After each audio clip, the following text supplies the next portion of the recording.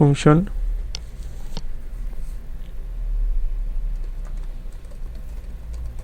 destruct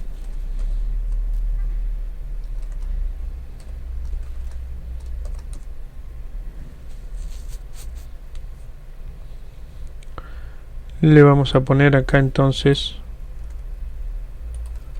un destruyendo auto y vamos a hacer lo mismo con las otras clases. Esto es para que ustedes vean cómo se suceden destruyendo motor y destruyendo rueda. Guardamos y ejecutamos de nuevo. Fíjense que se sucede construyendo auto, construyendo motor, construyendo rueda. Luego, como el objeto que nosotros creamos es de tipo auto, el primero que se produce es el destruct de auto, destruyendo auto, y luego destruyendo motor y destruyendo rueda por cada uno de los atributos que tengo creados dentro de esta clase. Como son atributos de la clase, yo no necesito llamar al destructor, se llaman automáticamente. Si fueran atributos de una clase heredada, sí necesito llamar al destructor padre para que se ejecute y entonces suceda esto que estamos viendo acá.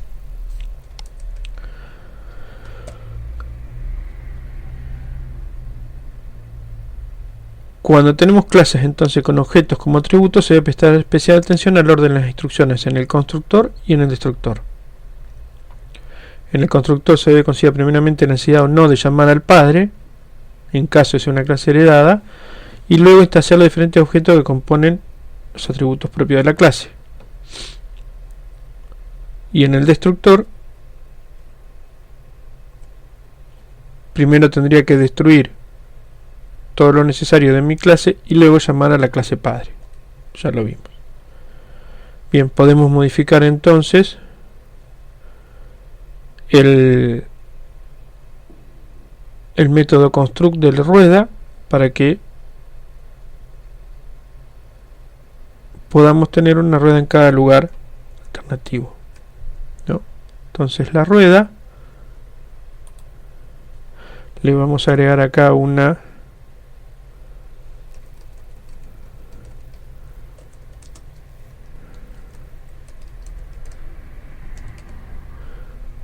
atributo posición. En el construct le vamos a recibir el lugar y entonces pesos_dis de posición es igual a pesos lugar. Y entonces ahora acá le podemos poner punto, vamos a separarla acá y le vamos a poner pesos_dis de posición. Y entonces acá le vamos a poner del izquierda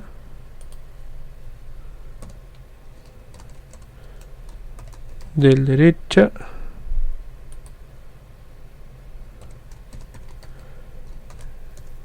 trasera izquierda y trasera derecha. Ejecutamos y entonces vemos que llama al constructor de auto, que luego se llama al constructor de motor y luego se llama al constructor de cada una de las ruedas con el valor de la posición. Entonces me está mostrando cuál es el constructor que se está ejecutando, ¿sí? O sea, siempre es el mismo pero con distintas posiciones. O sea que me da para rueda 1, rueda 3, rueda 4. Y si quisiera podría poner en la rueda, para que ustedes lo vean también, esto mismo. Entonces yo pongo acá y vamos a ver cómo se van destruyendo los distintos ruedas. Va a cambiar. Destruyendo rueda de la izquierda, delante derecha, tercera izquierda y trasera derecha.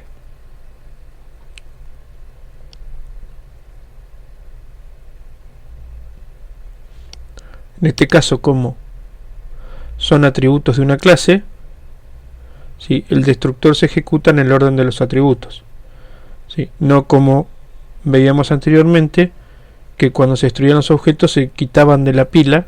Eso es porque yo tenía varios objetos acá. Entonces esto, a medida que yo lo iba creando, se convertían en una pila, se iban apilando, ¿no? Primero el auto 1, después el 2, después el 3. Acá, como son atributos de la clase, no entra en una pila, sino que mantienen ese mismo orden.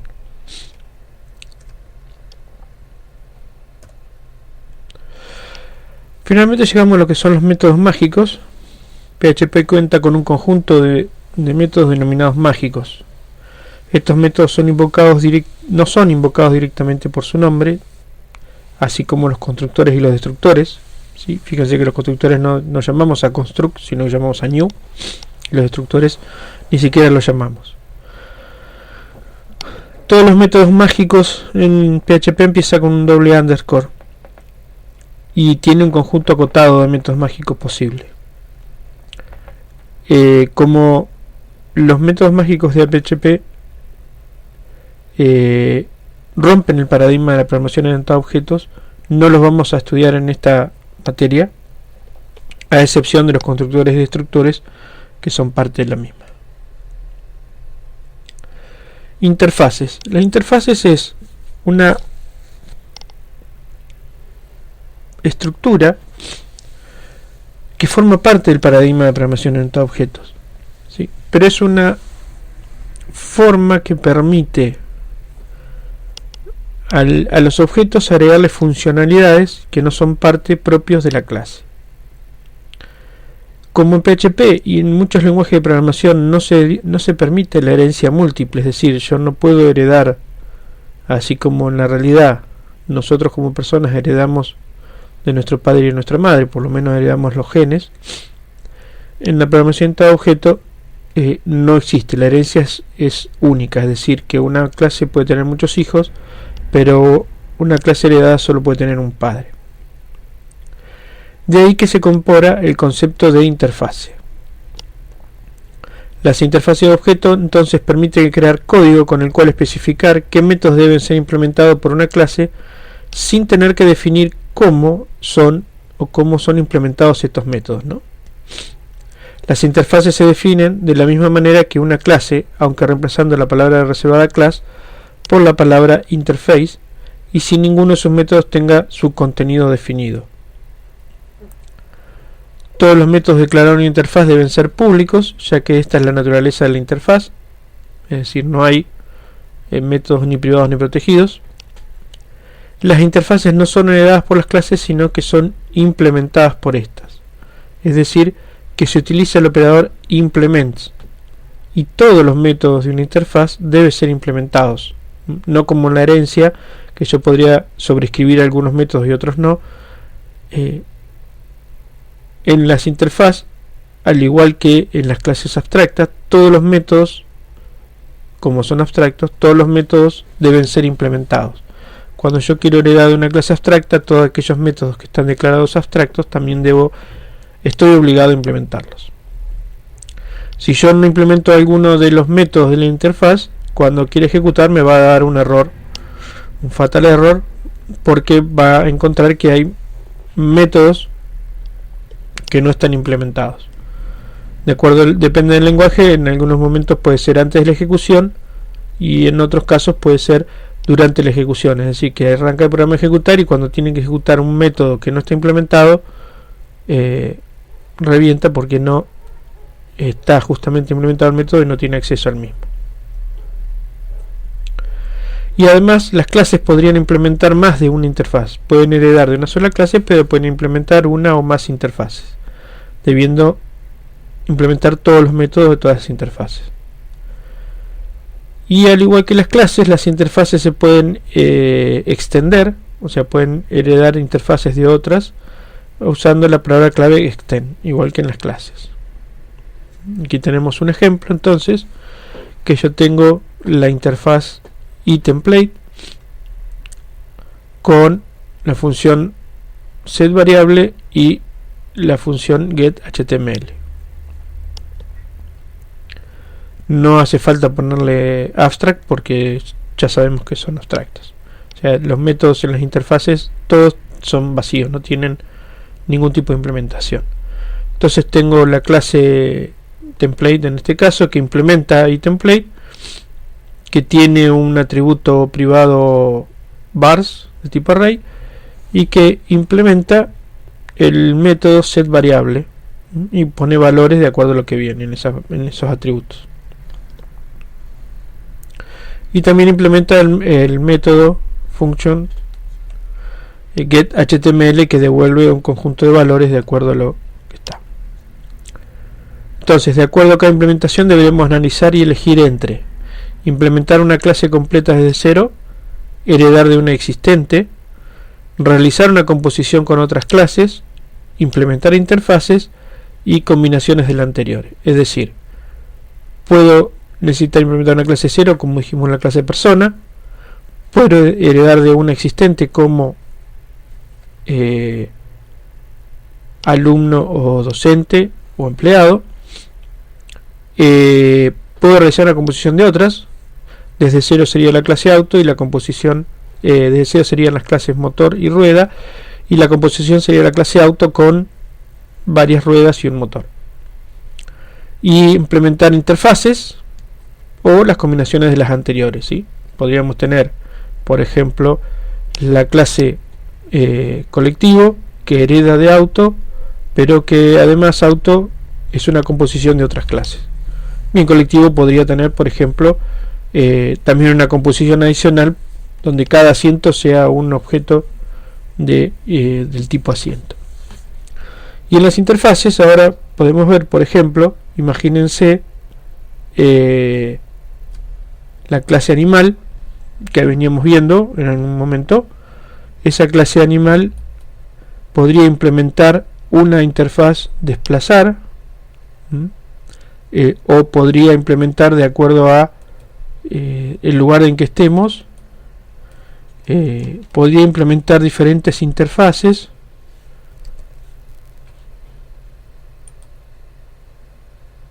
Por ejemplo, yo podría tener una clase animal con conjunto de métodos, ¿sí? Y una interfaz. La clase animal no implementa ninguna interfaz, pero yo podría, por ejemplo, decir que la clase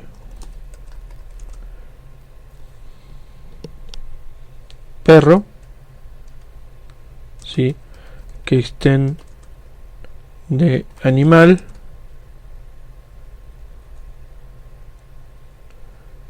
implementa desplazable. ¿Sí? Entonces yo acá tendría que implementar public function nadar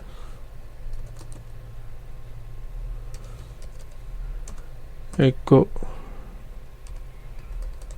nadando perrito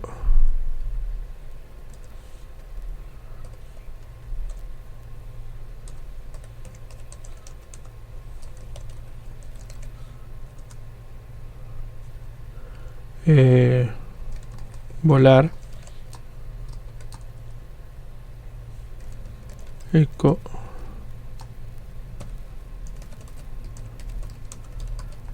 imposible volar y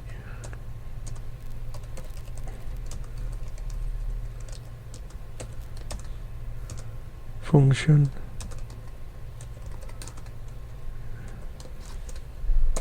caminar